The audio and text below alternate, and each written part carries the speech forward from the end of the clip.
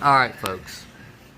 So, due to Hurricane Helene and preparation for the next storm that may come through, I bought this generator.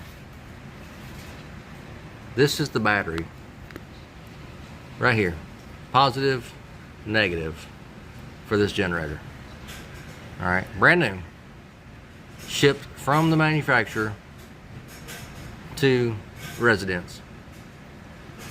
These two cables are literally, I don't know if you can see it, zip tied. These battery cables, wires, are zip tied together. Probably can't see it. It's right there. A little black zip tie. How are we supposed to get that off? Now, I know, you break it or cut it.